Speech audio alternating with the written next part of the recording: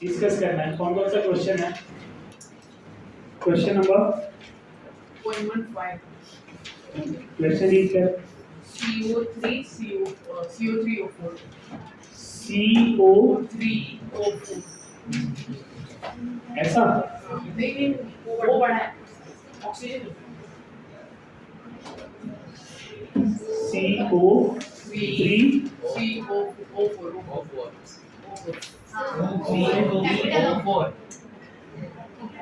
ऐसा बोलते हैं।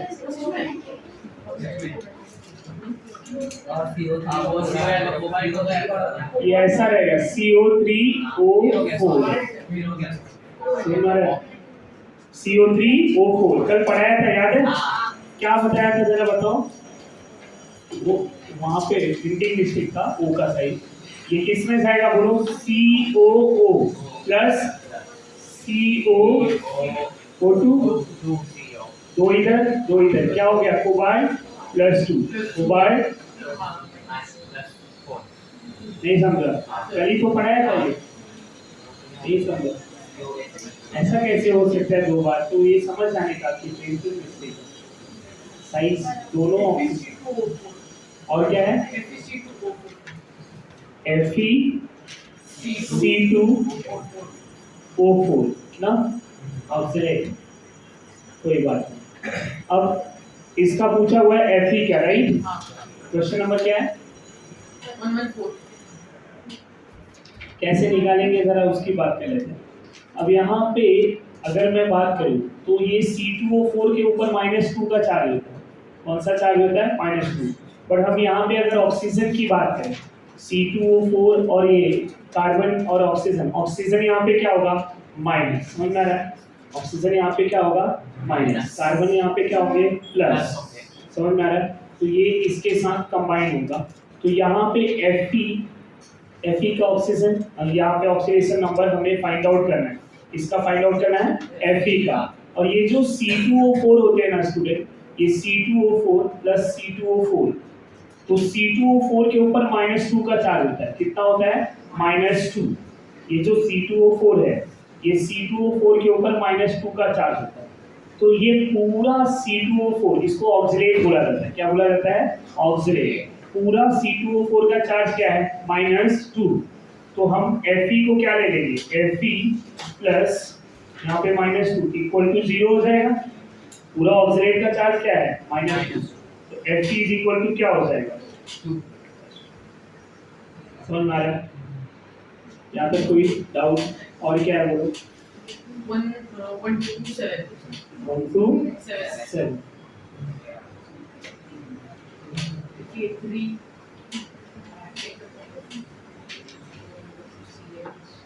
उसके अंदर में। और इसको ऐसे भी अटैचमेंट कर सकते हैं ना हम लोग। C2O4 का स्ट्रक्चर ऐसा होता है, जरा ध्यान देंगे। अगर आपको ये -3 कैसे नहीं आया तो भी जरा ध्यान देंगे। 4 ऑक्सीजन इस तरह से हो गया, कार्बन के 4 बॉन्ड कंप्लीट होने चाहिए। ये 4 बॉन्ड कंप्लीट है, यहाँ सिंगल बॉन्ड है, ये -1 ये -1। इस तरह से होता है किसका चार्ज? C2O4 का। ये स्ट्रक्चर समझ में आ रहा है या नहीं आ रहा है? ये ध्यान में रखिए। हमने डायरेक्टली -2 लिया है, बट आपको स्ट्रक्चर भी बता दे रहा हूँ, ध्यान में रखिए। तो अब इधर कार्बन का क्या होगा? यहाँ ऑक्सीजन -2, समझ में आ रहा है? यहाँ -1, तो कार्बन क्या हो गया? +3। इधर भी कार्बन क्या है? +3। तो आप इसको ऐसे भी कर सकते हैं, कार्बन को +3 लेके ऑक्सीजन -2 ले लें। बट ओवरऑल इसको ही सॉल्व कर लिया है हमने। तो ओवरऑल सॉल्व करने पे पूरे मॉलिक्यूल के ऊपर क्या दिख रहा है? -1 -2। दो -2 का चार्ज है, नहीं समझा? तो हम इसको डायरेक्टली -2 लेंगे। समझ में आ रहा है?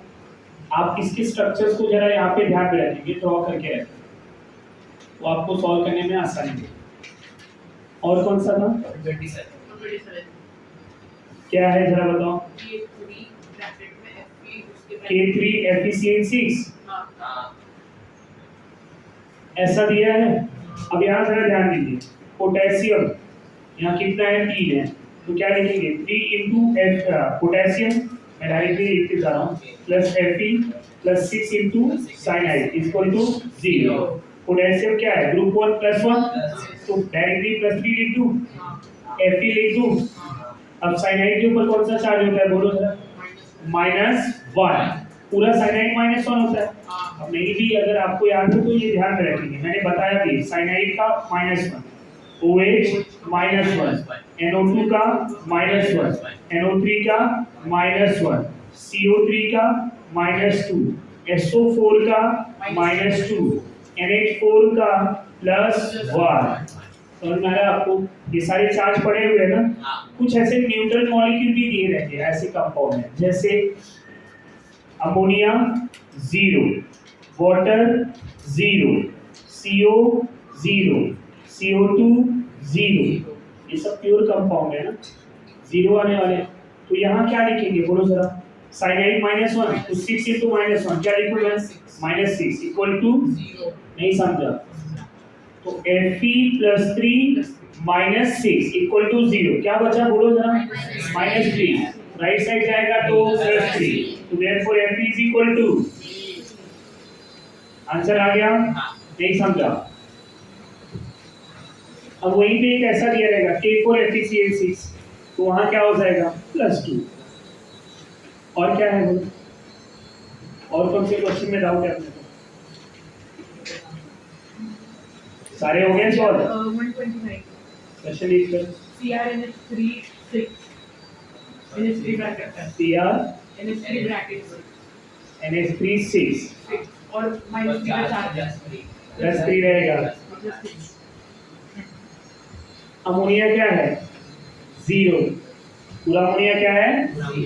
0 into 6 0। क्रोमियम के ऊपर क्या चार्ज बचा? +3 जो चार्ज दिया है, डायरेक्टली सॉल्व कर सकते हैं। नहीं समझा? समझा है नहीं? कोई भी कोऑर्डिनेट कंपाउंड। और क्या है बोलो?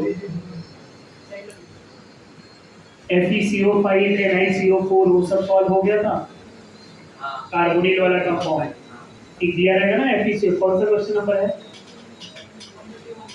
131 ध्यान देंगे, FeCO5 ऐसा दिया रहेगा राइट, वहाँ Fe पूछा रहेगा। पूरा CO मॉलिक्यूल क्या है? 0 है। पूरा CO क्या है? 0। तो Fe प्लस 5 into CO है इक्वल टू पूरा कंपाउंड का चार्ज 0। Fe फाइंड आउट करना है, 5 into 0। अब ये 0 पूरा टर्म 0 ना, तो क्या हो गया? Fe सेम NiCO4 भी 0। समझ में आ रहा है? और कौन सा है बोलो? और कोई ऐसा एग्जांपल जो अपने को नहीं समझा? 134 क्वेश्चन लिख कर 134 का AgNH3 4OH AgNH3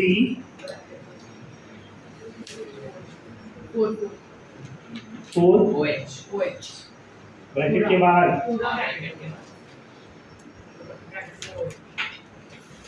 समझ में आ रहा है? ऐसा दिया है।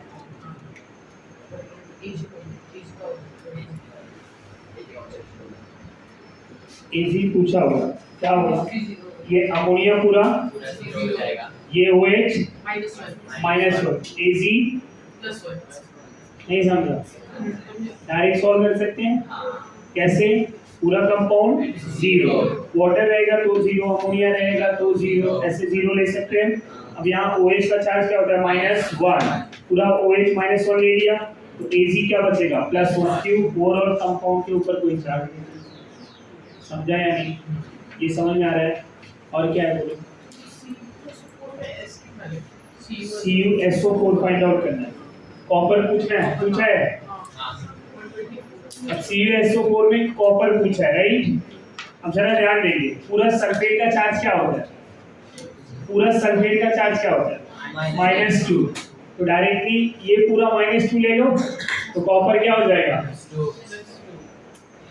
कुछ ऐसे आयन्स बताए ना जो डायरेक्टली सॉल्व कर लेने का। क्यों जा रहे हो आप? नहीं समझा? और क्या है बोलो? ये कौन सा क्वेश्चन था तेरा?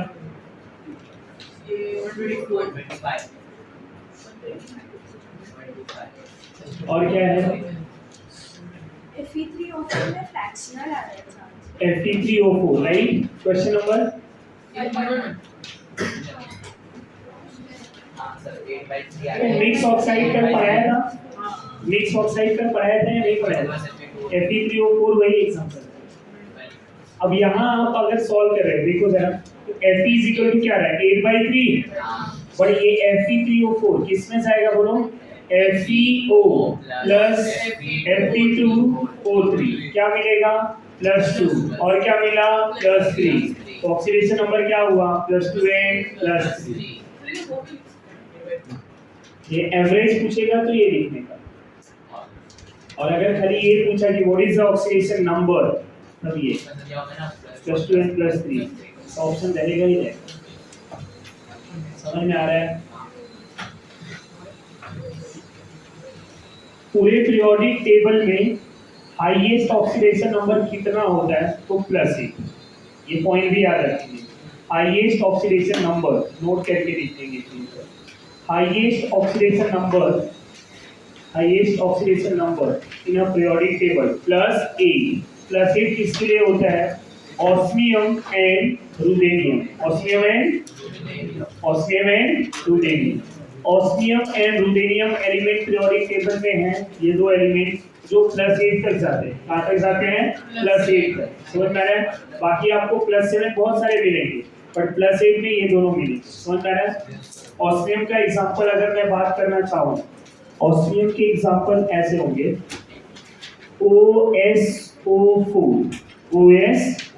ये S है, O5 नहीं है, ध्यान में रखिएगा।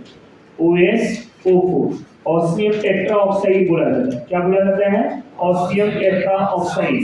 एक ऑक्सीजन का -2, 4 ऑक्सीजन का -8, तो ऑस्मियम हो जाएगा +8। ये ध्यान में रखेंगे, ऑस्मियम टेट्रा ऑक्साइड। तो नोट क्या है कि in a periodic table +8 oxidation number is osmium and ruthenium. Osmium ruthenium दोनों +8 शो करते हैं। क्या शो करते हैं? +8। तो अगर क्वेश्चन ये पूछा जाए what is the maximum oxidation number in a periodic table, तो +8 which element? Osmium and ruthenium. Osmium बहुत सारा कंसीडर किया जाएगा। 89 BrO4 माइनस। अब ऐसा हो या ऐसा हो, दोनों का मतलब सेम है। समझ में आ रहा है? नहीं समझा? इस तरह से लिखा हो या फिर ऐसा लिखा हो, BrO4 माइनस लिखा हो, दोनों सेम ही है, कंफ्यूज नहीं होने का। चार्ज -1 है तो क्या हो जाएगा बोलो? Br + 4 into oxygen is equal to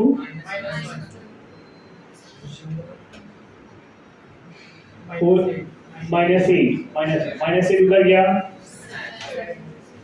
तो +8 -1 क्या लिखूं मैं? तो ब्रोमीन +7। हैलोजन मैक्सिमम +7 तक जाता है, तो राइट है आंसर, रॉन्ग नहीं। और क्या है? और क्या बोलो?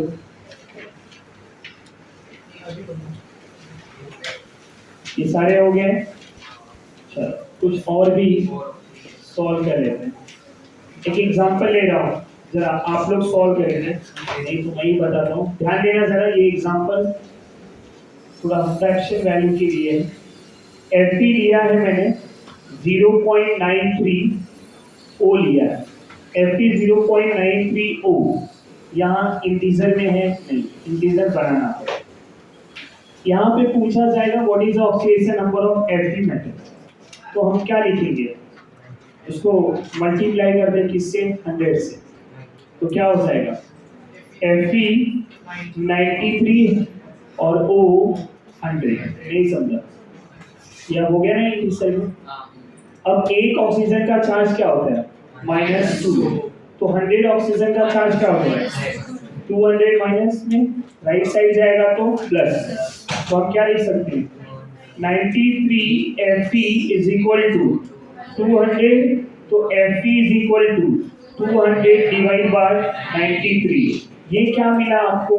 Average oxidation number. क्या मिला? Average oxidation number. तो एवरेज ऑक्सीडेशन नंबर हमें ये फ्रैक्शन में मिला। अगर हमसे ये पूछा जाए कि ये बताओ कि इसका जो है एक्चुअल ऑक्सीडेशन नंबर क्या होगा, एवरेज ना होके एक्चुअल, तब कैसे सॉल्व करेंगे? तो एक बात ध्यान में रखना स्टूडेंट्स, Fe जो है Fe मेटल वो दो ऑक्सीडेशन स्टेट में होता है, एक +2 में होता है, दूसरा +3 में होता है। किसमें होता है? +3, +2 एंड +3। अब जब कोई मेटल एक से ज्यादा ऑक्सीडेशन स्टेट शो करा है, जैसे दो ऑक्सीडेशन स्टेट शो करा है, उसमें एक हाइयर होगा एक लोअर होगा, तो लोअर अस होता है। लोअर का नेमिंग क्या होता है? अस। और अधिक के नेमिंग में क्या आता है? एक। अधिक के नेमिंग में एक। लोअर अस, अधिक लोअर अधिक एक। नहीं समझा? तो अब ये जो Fe+2 है, इसके नेम में क्या आएगा? फेरस। इसके नेम में क्या आएगा? फेरी। फेरस फेरी। लोअर अस, अधिक एक। तो Fe+3 हाइयर चार्ज है ना, अधिक चार्ज है, तो क्या हो गया? एक। तो क्या बोलेंगे? फेरी। तो ये जो Fe है, ये फेरस और फेरिक दोनों में होता है। अब अगर सारे Fe+2 में होंगे, मैं ऐसा एज्यूम कर रहा हूं, राइट? अगर सारे Fe+2 में होंगे तो क्या होगा जरा बताइए? एक Fe का +2 चार्ज, तो 93 Fe का कितना होगा? 186। पर हमें टोटल कितना दिया है? 200। क्या ये पॉसिबल है? नहीं। क्या मेरा आंसर राइट है? नहीं। अगर मैं सारे Fe+3 ले लूं, एक Fe का +3, तो 93 Fe का 279। समझ में आ रहा है? क्या ये भी सही है? नहीं। अब मतलब क्या हो रहा है यहाँ पे? ऐसा हो सकता है कुछ अमाउंट इसका है और कुछ अमाउंट इसका। नहीं समझा? ये अगर मुझे एक्यूरेट जानना है तो कुछ Fe+2 होगा, कुछ Fe+3। अब जब ऐसे थोड़े थोड़े हैं तो हमें सॉल्व करना है, और हमारे पास टोटल चार्ज है और total molecule, total number of Fe molecule है, तो क्या करेंगे? तो हम मान लेंगे कि माना सपोज दैट Fe+2 का कोई अमाउंट x मान लिया, माना नंबर ऑफ मॉलिक्यूल या number of Fe atom is x। समझ में आ रहा है? एंड नंबर ऑफ Fe+3, तो क्या हो जाएगा? टोटल 93 है, इसको x मान लिया है, तो ये क्या हो जाएगा? 93 में से x चला गया, 93 माइनस x। नहीं समझा? टोटल कितना है अपने पास? 93। 93 इक्वल टू कितना चार्ज है? 200। Fe+2 का चार्ज क्या है? +2। मतलब Fe का ऑक्सीडेशन नंबर क्या होगा? +2। Fe+3 का ऑक्सीडेशन नंबर क्या होगा? +3। Suppose number of Fe+2 ion is equal to क्या होगा? x। समझ में आ रहा है? And oxidation number of Fe+2 क्या हो जाएगा? +2। समझ में आ रहा है?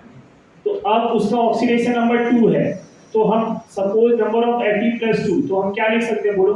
विच is equal to 2 into x, where 2 is a charge, x is a number of Fe+2। समझ में आ रहा है आपको? नहीं समझा? या x into 2 लिखेंगे, कितना अमाउंट है, फिर बाद में उसका ऑक्सीडेशन नंबर लिखते हैं ना, x into +2 ऐसा लिखा जाता है। जो भी है ऐसे लिख सकते हैं, वैसे लिख सकते हैं ना। अब क्या लिखेंगे? नंबर ऑफ Fe+3 कितना होगा बोलो जरा? 93 माइनस x। और Fe का चार्ज कितना है? +3। और ये कितना है? 93 माइनस, तो ये क्या हो जाएगा? 393 माइनस x। इस तरह से होगा। नंबर ऑफ Fe प्लस मतलब Fe+2 प्लस Fe+3। समझ में आ रहा है? अब इसको कितना माना हुआ है? विच इज इक्वल टोटल 93 होना चाहिए। अब ये मैंने कितना माना हुआ है? x, तो ये क्या हो जाएगा? 93 minus x which is equal to 93। ये पूरा होगा। समझ में आया? ये मेरा पूरा 93 मॉलिक्यूल है। अब ये 93 माइनस x ले लिया है, इसको ऐसे ये मिलके 93 होना चाहिए, और ये 93 कितने के इक्वल है? 200 चार्ज। समझ में आ रहा है? अब ये अगर मैं सॉल्व करने जाऊं, तो Fe+2 मेरा क्या है? 2 into x, right? Plus 93 minus x into 3 इधर आएगा, और चार्ज कितना है मेरा? 200 है। कितना है? 200। समझ में आ रहा है? ये खाली मैंने नंबर बताया कि इसमें कुछ भी वैल्यू ये है, थोड़े वैल्यू ये है, ये दोनों मिलके 93 होंगे और 93 जो है वो चार्ज कितने के इक्वल है 200। अब ये 2x इधर क्या हो जाएगा 279 माइनस 3x इज इक्वल टू 200, ऐसा लिख सकता हूँ मैं। ये इधर जाएगा माइनस हो जाएगा तो क्या होगा minus x is equal to minus 79 x is equal to, तो x क्या है मेरा, x is fe plus 2, fe plus 2 कितना है 79, fe प्लस 3 क्या होगा 93 माइनस x, मतलब 93 माइनस 79 कितना आया 40, तो fe प्लस 3 कितना हो गया 40। अब जरा ध्यान दीजिए प्लस 3 वाला कितना मॉलिक्यूल है 40 इंटू 3 करेंगे कितना आएगा 42, और प्लस 2 वाले कितने हैं 79 इंटू 2 करो 158 प्लस 42 कितना हो रहा है 200 हो रहा है। पर अगर सारे Fe प्लस 2 ले रहे थे तो हो रहा था क्या 200 नहीं, सारे Fe प्लस 3 ले रहा था तो हो रहे थे क्या नहीं। बट हमने क्या कर लिया कि suppose number of Fe plus 2 कितना है x, तो नंबर ऑफ Fe प्लस 3 कितना हो जाएगा 93 माइनस x, Fe प्लस 2 का चार्ज क्या है प्लस 2, तो क्या हो जाएगा x इंटू प्लस 2, x क्या है नंबर ऑफ Fe प्लस 2 क्या है उसका ऑक्सीडेशन नंबर, तो 93 माइनस x अगर मेरा Fe प्लस 2 है तो Fe प्लस 3 कितना होगा 93 माइनस x प्लस 3 का ऑक्सीडेशन नंबर कितना होता है 3, तो 3 इंटू 93 माइनस x। अब दोनों को इसको और इसको अगर मैं मिला के कितना की इक्वल होगा 200, कितने के इक्वल होगा 200, समझ में आ रहा है। अब 200 तो हमने इसको सॉल्व कर लिया, हमें x की वैल्यू 79 आया, तो x क्या है मेरा Fe प्लस 2, तो Fe प्लस 2 अगर 79 है तो Fe प्लस 3 कितना हो जाएगा 14, समझ में आ रहा है 93 माइनस 79 है। अब अगर वैसे तो ये मोल का क्वेश्चन हो जाएगा या बाकी, अगर आपको यहाँ से ये भी पूछ दे कि इसमें परसेंटेज ऑफ Fe प्लस 3 कितना होगा या परसेंटेज ऑफ Fe प्लस 2 कितना होगा तो क्या करेंगे 14 प्लस 3 पूछा है तो 14 डिवाइड बाय 93 इंटू 100, और वो पूछा है तो 79 डिवाइड बाय 93 इंटू 100, इस तरह से सॉल्व कर सकते हैं। ये होने के बाद एक क्वेश्चन आपको सॉल्व करना है इसी प्रकार Sn 0.90 O, क्या लिखा है Sn 0.90 O, समझ में आ रहा है। इसका ऑक्सीडेशन नंबर सॉल्व करना है। अब यहाँ पे एक हिंट के लिए मैं बता दूं Sn जो होता है स्टूडेंट वो +2n + 4 में होगा, इसमें होता है +2n + 4, +2 वाले को क्या बोलेंगे स्टैनस और +4 वाले को स्टैनिक अस एक, नहीं समझा +2 + 4 ना अस एक स्टैनस स्टैनिक ध्यान कितना लिख लीजिए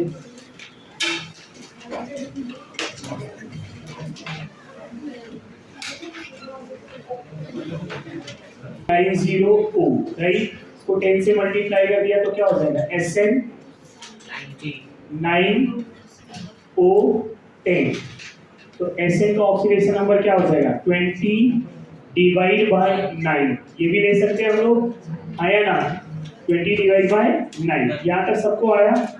अब Sn क्या था +2n + 4, क्या ले लूं मैं let Sn + 2 is equal to x, इसका चार्ज कितना है तो डायरेक्टली इसका ऑक्सीडेशन नंबर कितना हो जाएगा 2x, समझ में आ रहा है।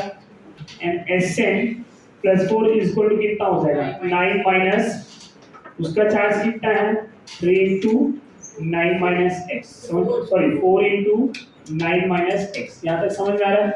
अब ये एक इक्वेशन ये दोनों इक्वल टू कितना हो जाएगा 20 के, तो 2x plus 4 into 9 minus x is equal to 20, इधर क्या होगा 2x 36 4x 20, 36 उधर गया माइनस हो जाएगा और 2 और 8 4 क्या बचा -2x is equal to minus x is equal to आ गया।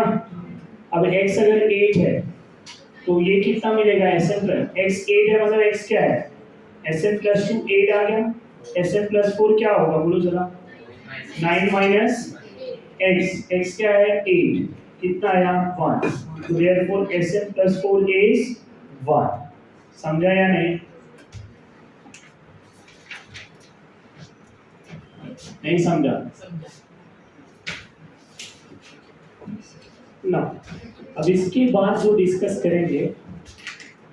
करेंगे रेडॉक्स रिएक्शन। क्या रेडॉक्स तो रेडॉक्स रिएक्शंस की डेफिनेशंस की बात करो। सबसे पहले रेडॉक्स का मतलब क्या होता है बोलो जरा रिडक्शन एंड इस नेम में ही यहाँ पे दिख रहा है आपको redox red plus ox red plus ox redox समझ में आया।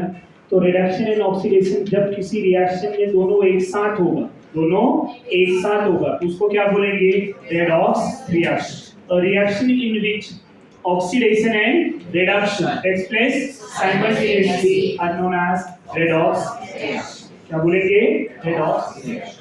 तो डेफिनेशन हम लिख पाएंगे समझ में आ रहा है। अब यहाँ पे मुझे डिफाइन करना है ऑक्सीडेशन एंड रिडक्शन को। किसको ऑक्सीडेशन एंड रिडक्शन।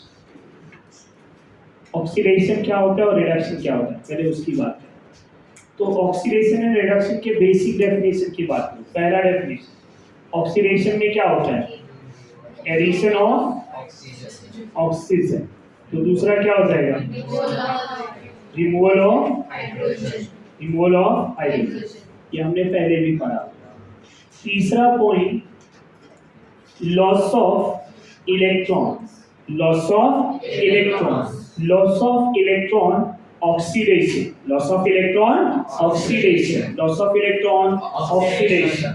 समझ में आ रहा है। दूसरा एक पॉइंट होगा जरा ध्यान दीजिए यहाँ 0 ले लिया हमने -2 -3 4 -5 ऐसा ये नंबर है। ये नंबर सबसे छोटा है। माइनस में नेगेटिव वैल्यू क्या होगा अगर हाईयर है माइनस में नेगेटिव वैल्यू जितनी हाईयर है उतनी क्या होगी छोटी। ये ध्यान रखिए इधर से इधर ये +1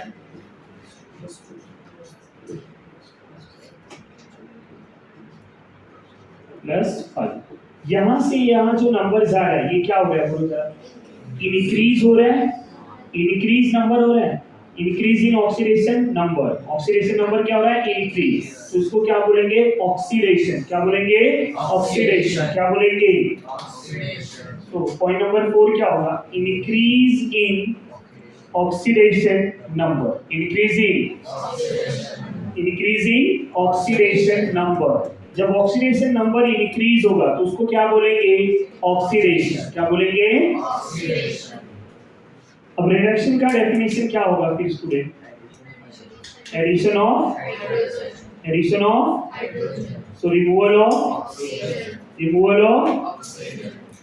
एंड यहाँ क्या लिखूं मैं gain of electron reduction and loss of electron oxidation gain of electron reduction। क्या लिखूं मैं decrease in oxidation number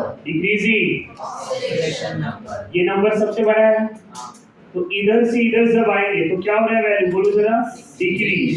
ये प्रोसेस क्या है रिडक्शन का। ये प्रोसेस क्या है ऑक्सीडेशन का। कोई भी दो नंबर की बात करें -5 में -4 में कौन बड़ा है -4 तो इधर से इधर आए तो क्या हुआ ऑक्सीडेशन। समझ में आ रहा है। +3 से +4 में गए तो नंबर क्या हुआ इंक्रीज हुआ तो ऑक्सीडेशन। समझ में आ रहा है। 0 से -1 में गए तो क्या हो रहा है नंबर डिक्रीज हुआ तो रिडक्शन। ये पॉइंट क्लियर। अगर वहां पे इलेक्ट्रॉन के टर्म में है अगर मॉडर्न टर्म यही दोनों है ध्यान में रखेंगे। अगर इलेक्ट्रॉन का लॉस हो रहा है तो ऑक्सीडेशन इलेक्ट्रॉन का गेन हो रहा है तो रिडक्शन। समझ में। पर इलेक्ट्रॉन नहीं दिख रहा है खाली चार्ज दिख रहा है तो हम चार्ज से कैसे पहचानेंगे कि increase in oxidation number oxidation, decrease in oxidation number reduction. ये पॉइंट क्लियर हो रहा है आपको? इसके कुछ एग्जांपल भी डिस्कस कर लेंगे यहाँ पे। अब मैं एग्जांपल की बात करूँ अगर student, the terms of electron, जैसे Fe मेटल है राइट, Fe मेटल Fe+3 बना रहा है, तो 3 इलेक्ट्रॉन लॉस कर रहा है। अब यहाँ क्या हो रहा है? लॉस ऑफ इलेक्ट्रॉन, इलेक्ट्रॉन का लॉस हुआ तो क्या बोलेंगे हम? ऑक्सीडेशन। प्रोसेस क्या हो गया? ऑक्सीडेशन। Na है, Na प्लस में जा रहा है और इलेक्ट्रॉन दे रहा है, तो क्या लिख देंगे? ऑक्सीडेशन। लिथियम है, लिथियम प्लस में जा रहा है और एक इलेक्ट्रॉन लॉस कर रहा है, तो हम क्या लिख देंगे? ऑक्सीडेशन। समझ में आ रहा है? Mg है, Mg प्लस में +2 में जा रहा है, 2 इलेक्ट्रॉन लॉस कर दिया, तो क्या हो गया? ऑक्सीडेशन। ये समझ में आ रहा है? अब यही इलेक्ट्रॉन के टर्म में रिडक्शंस की बात कर लूं मैं, तो समझ में आ रहा है आपको? जैसे Al+3 है, इसको 3 इलेक्ट्रॉन दे दिया जाए तो क्या हो जाएगा? Al। कॉपर +2 है, उसको 2 इलेक्ट्रॉन दे दूं मैं, गेन ऑफ इलेक्ट्रॉन हो रहा है या नहीं हो रहा है? तो क्या हो रहा है? रिडक्शन। 2 हाइड्रोजन ले लिया प्लस के फॉर्म में, उसको 2 इलेक्ट्रॉन दे दूं, तो ये पहले क्या होगा? 2H में जाएगा और ये 2H कंबाइन होके क्या बनाता है? H2। किसमें जाएगा? H3। समझ में आ रहा है आपको? तो यहाँ सारे प्रोसेस क्या दिख रहे हैं आपको? रिडक्शन। कौन सा प्रोसेस दिख रहा है? रिडक्शन। नहीं समझा? तो loss of electron oxidation and gain of electron reduction. समझ में आ रहा है? ये अभी यहाँ पे क्या हो रहा है? क्या ये एग्जांपल ऑफ रेडॉक्स है? नहीं, ये आधा रिएक्शन है, तो ये क्या है? ऑक्सीडेशन। समझ में आ रहा है? ये क्या है? रिडक्शन। रेडॉक्स में क्या होगा? दोनों। रेडॉक्स में क्या होगा? दोनों। जब दोनों कंबाइन होंगे, एक इसमें से कोई एक, इसमें से कोई एक कंबाइन होकर जो रिएक्शन बना लेंगे वो क्या हो जाएगा? रेडॉक्स। समझ में आ रहा है? एक रेडॉक्स का एग्जांपल ले रहा हूँ, एग्जांपल ऑफ रेडॉक्स रिएक्शन जो आपने पहले भी पढ़ा हुआ है कि एक्वस कॉपर सल्फेट एक बीकर में लेते हैं, बीकर में एक्वस कॉपर सल्फेट का कलर क्या होता है? Blowing colour. कौन से कलर का होता है? Blowing colour. जब उस एक्वस कॉपर सल्फेट में जिंक मेटल को डिप किया जाता है, जिंक मेटल के रॉड को डिप किया जाता है, तो होता क्या है? ऑब्जर्वेशन क्या दिखता है कि थोड़े टाइम के बाद उसका कलर जो है ब्लू कलर गायब हो जाता है। समझ में आ रहा है? कलर कम हो जाता है, फेड हो जाता है, राइट? तो कलर का गायब होना क्या इंडिकेट कर रहा है? मतलब कॉपर +2 वहां पे अब नहीं रहा। समझ में आ रहा है? अगर कॉपर +2 में रहेगा तो क्या होगा? कलर ब्लू ही रहने वाला है। समझ में आ रहा है? जिंक मेटल डिप करने पे कॉपर का जो है वहां पे रिडक्शन हो जाता है, जिसकी वजह से कॉपर सल्फेट का जो कलर ब्लू था वो डीकलराइज हो जाता है। क्या हो जाता है? डीकलराइज। पेंटिंग कलर वहां पे उसका ब्लू कलर गायब हो जाता है। ये एक्वस कॉपर सल्फेट दे दिया है, ध्यान देंगे, रेडॉक्स का एग्जांपल है एक्वस कॉपर सल्फेट। अब एक्वस कॉपर सल्फेट जब आपने लिया, एक्वस कॉपर सल्फेट मतलब वो आयंस के फॉर्म में हो गया। अब एक्वस बोल रहा हूं ना, कॉपर सल्फेट CaSO4 होता है, पर एक्वस कॉपर सल्फेट मतलब एक्वस मीडियम में कॉपर +2 है एंड सल्फेट -2 है। समझ में आ रहा है? ये दोनों आयंस इस सॉल्यूशन में हैं।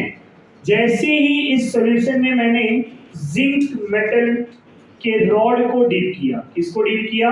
जिंक मेटल के रॉड। ये जिंक मेटल है, समझ में आ रहा है? जिंक रॉड को हमने डिप कर दिया, तो अब जिंक रॉड में जो इलेक्ट्रॉन है वो इलेक्ट्रॉन क्या होगा? यहाँ से इधर सॉल्यूशन में आना स्टार्ट हो जाएगा। सॉल्यूशन में जब इलेक्ट्रॉन आएगा तो इस सॉल्यूशन में क्या है? कॉपर +2 है। समझ में आ रहा है? तो जिंक क्या करता है? जिंक Zn+2 में जाता है और अपने इलेक्ट्रॉन को लॉस करता है। तो जिंक का क्या हुआ यहाँ पे? ऑक्सीडेशन। जिंक यहाँ पे ऑक्सीडाइज हो गया। क्या हो गया? ऑक्सीडाइज। अब इस सॉल्यूशन में जो इलेक्ट्रॉन आया है वो कौन ले लेगा? कॉपर +2। कॉपर +2 की वजह से ये कलर क्या था? ब्लू कलर का। कौन सा कलर था? ब्लू। अब जैसे ही कॉपर ने इलेक्ट्रॉन को गेन किया, कॉपर मेटल में डिपॉजिट हुआ, उसका ब्लू कलर गायब हो गया। समझ में आ रहा है? कलर क्यों डिसअपीयर हुआ?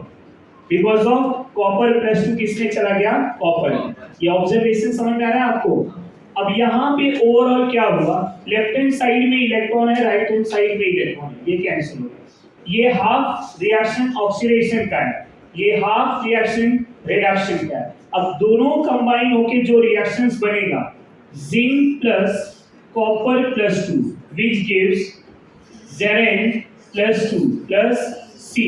समझ में आ रहा है? ये जो रिएक्शन है, ये बॉक्स वाला रिएक्शन, ये है रेडॉक्स का एग्जांपल। किसका एग्जांपल है?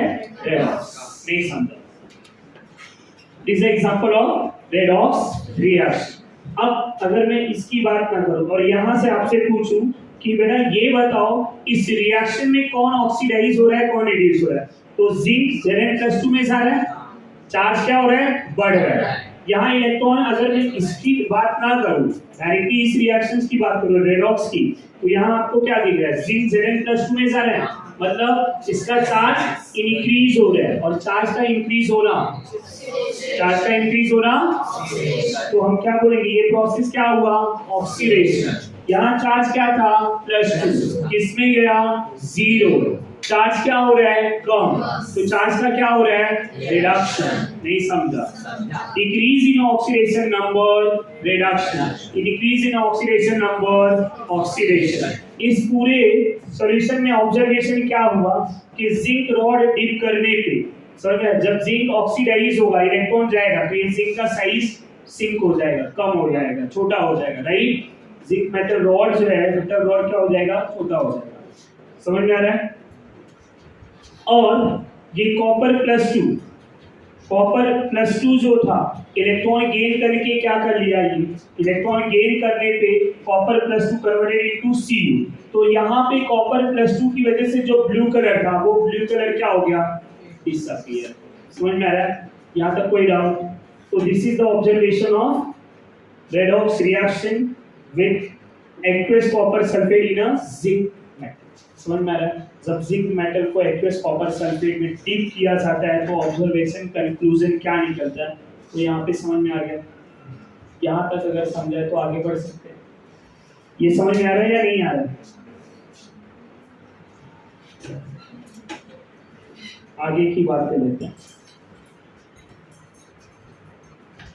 थोड़े बहुत और एग्जांपल अगर मैं बात करूं, जैसे कि यहाँ कार्बन ले लिया, कार्बन में ऑक्सीजन को ऐड किया, ये प्रोसेस क्या हो गया, CO। यहाँ पे क्या हुआ, ये ऑक्सीडेशन। क्या हो गया, ऑक्सीडेशन। समझ में आ रहा है?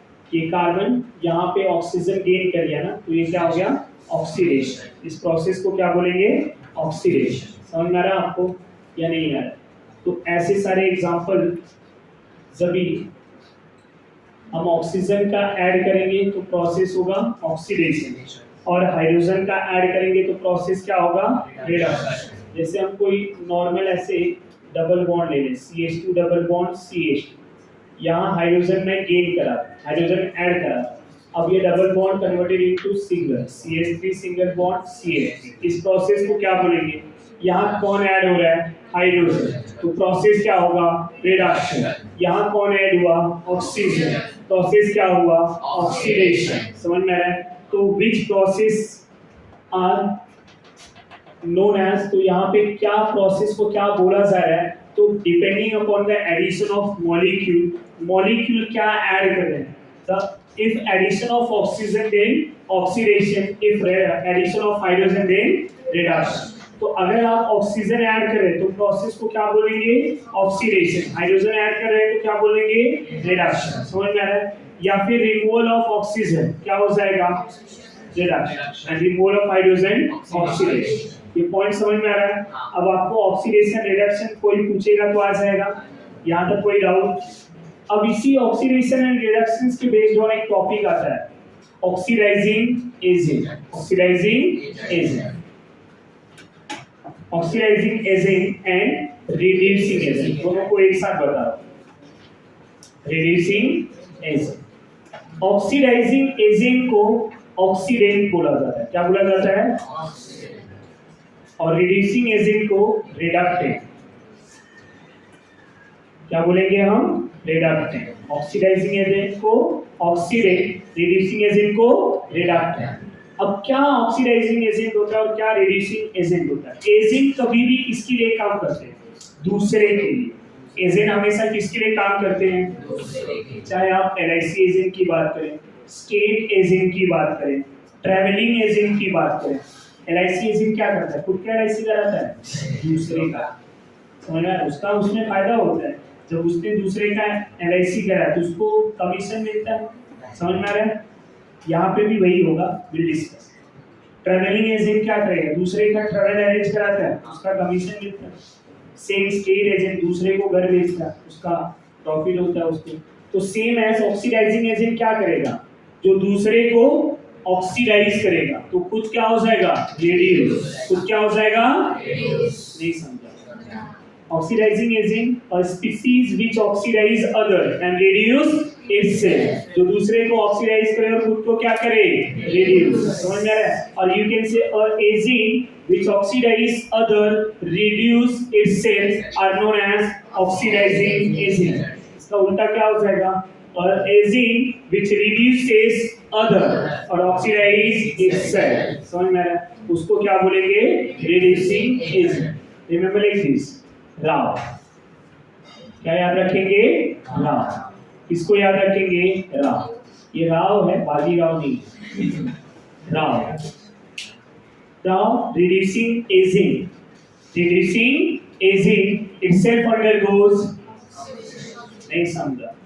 Reducing agent itself undergoes, reducing agent itself undergoes, Rao को पलट, राव को oxidizing agent itself undergoes, oxidizing agent itself undergoes, reducing agent itself undergoes oxidation। अब इसका उल्टा, इसको ऐसे समझेंगे, कॉन्सेप्ट समझने का ट्राई करेंगे कि रिड्यूसिंग एजेंट है, रिड्यूसिंग एजेंट का क्या हो रहा है? ऑक्सीडेशन।